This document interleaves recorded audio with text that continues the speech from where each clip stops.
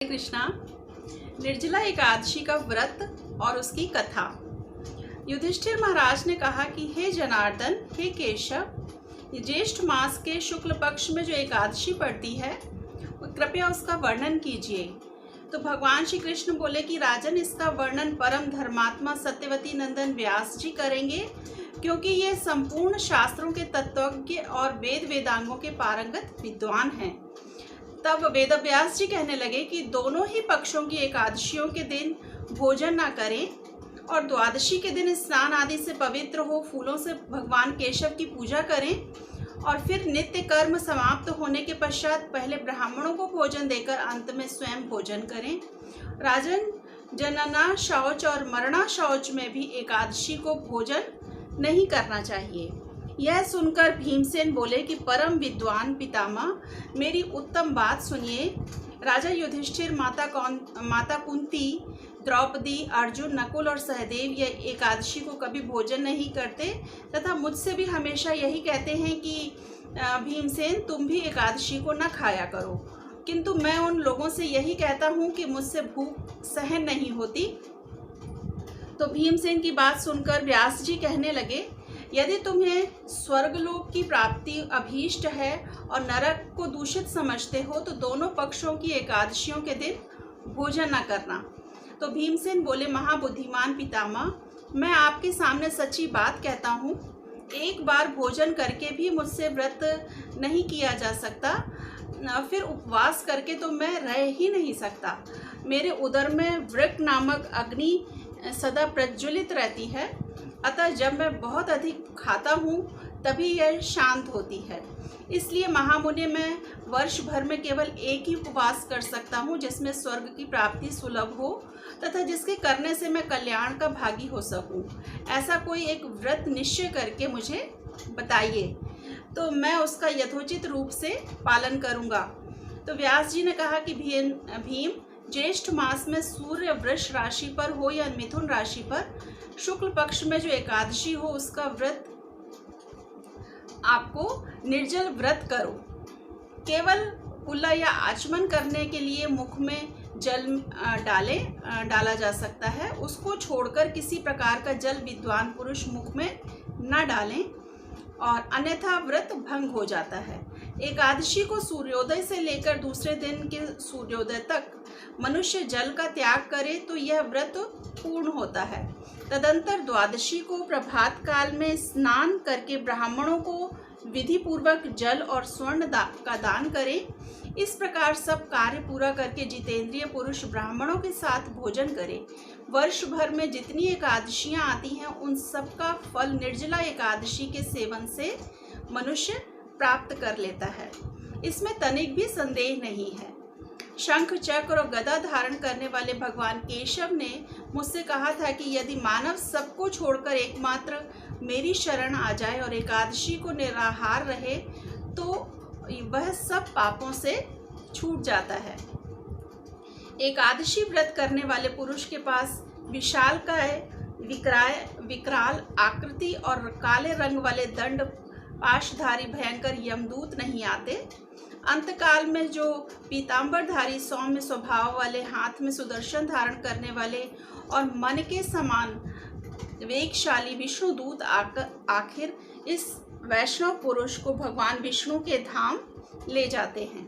अतः निर्जला एकादशी को पूर्ण यत्न करके उपवास और श्री हरि का पूजन करना चाहिए। स्त्री हो या पुरुष, यदि उनमें मेरु पर्वत के बराबर भी महान पाप किए हों तो वह इस एकादशी व्रत के प्रभाव से भस्म हो जाते हैं। जो मनुष्य उस दिन जल के नियम का पालन करता है वह पुण्य का भागी होता है। उसे एक प्रहर में कोटि कोटि स्वर्ण मुद्रा दान करने का फल प्राप्त होता है। सुना गया है मनुष्य निर्जला एकादशी के दिन स्नान, दान, जप, होम आदि जो कुछ भी करता है वह सब अक्षय होता है। यह भगवान श्री कृष्ण का कथन है। निर्जला एकादशी को विधि पूर्वक उत्तम रीति से उपवास करके मानव वैष्णव पद को प्राप्त कर लेता है। जो मनुष्य एकादशी के दिन अन्न खाता है वह पाप का भोजन करता है। इस लोक में वह चांडाल के समान है और मरने पर दुर्गति को प्राप्त होता है। जो ज्येष्ठ के शुक्ल पक्ष में एकादशी को उपवास करके दान करेंगे वे परम पद को प्राप्त होंगे। जिन्होंने एकादशी को उपवास किया है वे ब्रह्म हत्यारे, शराबी, चोर तथा गुरुद्रोही होने पर भी सब पातकों से मुक्त हो जाते हैं।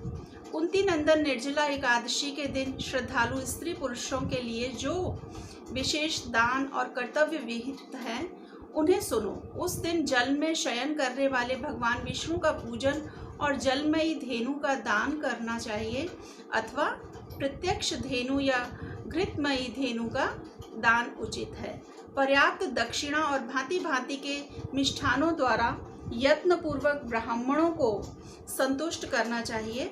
ऐसा करने से ब्राह्मण अवश्य संतुष्ट होते हैं और उनके संतुष्ट होने पर श्रीहरि मोक्ष प्रदान करते हैं। जिन्होंने शम, दम और दान में प्रवृत्त हो श्रीहरि की पूजा और रात्रि में जागरण करते हुए इस निर्जला एकादशी का व्रत किया है, उन्होंने अपने साथ ही बीती हुई 100 पीढ़ियों को और आने वाली 100 पीढ़ियों को भगवान वासुदेव के परम धाम पहुंचा दिया है।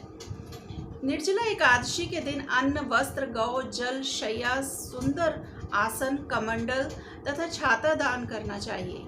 जो श्रेष्ठ तथा सुपात्र ब्राह्मण को जूता दान करता है वह सोने के विमान पर बैठकर स्वर्ग लोक में प्रतिष्ठित होता है।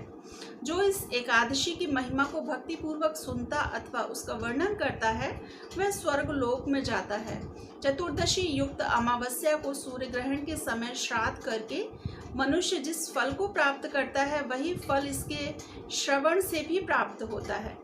पहले दंत धावन करके यह नियम लेना चाहिए कि मैं भगवान केशव की प्रसन्नता के लिए एकादशी को निराहार रहकर आचमन के सिवा दूसरे जल का भी त्याग करूंगा। द्वादशी को देवेश्वर भगवान विष्णु का पूजन करना चाहिए। गंध, धूप, पुष्प और सुंदर वस्त्र से विधि पूर्वक पूजन करके जल के घड़े के दान का संकल्प करते हुए निम्नांकित मंत्र का उच्चारण करना चाहिए। दैव देव ऋषिकेश संसारार्णवतारक उद्कुंभ प्रदानेन नयमाम परमां गतिम। अर्थात संसार सागर से तारने वाले हे देव ऋषिकेश, इस जल के घड़े का दान करने से आप मुझे परम गति की प्राप्ति कराइए। और भीमसेन ज्येष्ठ मास में शुक्ल पक्ष की जो शुभ एकादशी होती है उसका निर्जल व्रत करना चाहिए। उस दिन श्रेष्ठ ब्राह्मणों को शक्कर के साथ जल के घड़े का दान देना चाहिए। ऐसा करने से मनुष्य भगवान विष्णु के समीप पहुंचकर आनंद का अनुभव करता है और तत्पश्चात द्वादशी को ब्राह्मण भोजन कराने के बाद स्वयं भोजन करना चाहिए। जो इस प्रकार पूर्ण रूप से पापनाशनी एकादशी का व्रत करता है वह सब पापों से मुक्त हो आनंदमय पद को प्राप्त होता है। यह सुनकर भीमसेन ने भी इस शुभ एकादशी का व्रत आरंभ कर दिया और तब से यह लोक में पांडव द्वादशी के नाम से विख्यात हुई। हरे कृष्णा। श्री कृष्ण अर्पणम अस्तु। हरे कृष्णा।